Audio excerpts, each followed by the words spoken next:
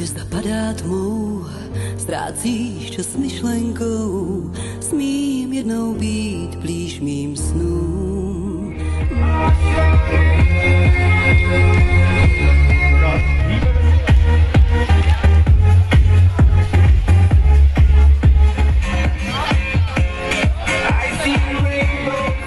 Ti, kteří to neumí zubu, stačí, že budou trošku jenom poskakovat a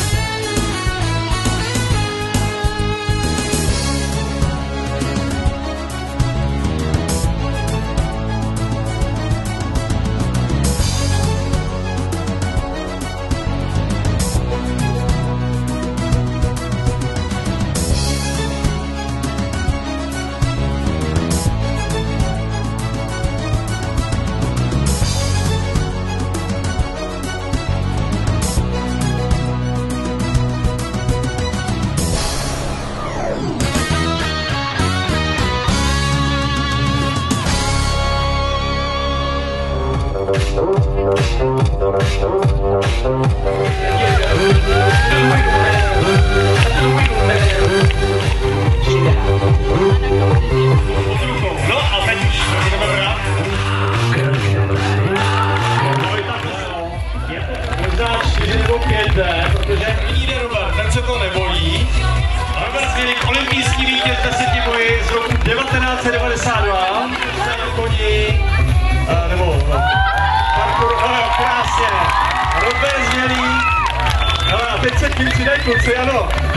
Všichni 3, jo, tak se teďka vyzkoušíte. Stačí pak na místě, David Svoboda, olympijský vítěz 5 boji z Londýna 2012.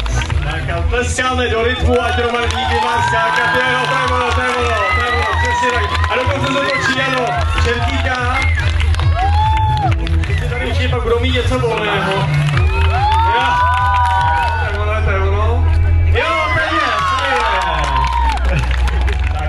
David, ten to dělá levou rukou, on říká, že pravou by mu to tak, nebo pravou by mu to šlo moc dobře.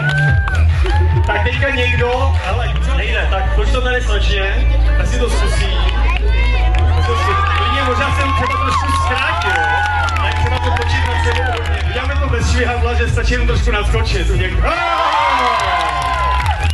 Krásně, to je dokonce s lehem na záda. Úžasné, úžasné. Základní škola Interbrigády. Potlesk, velký potlesk pro ně.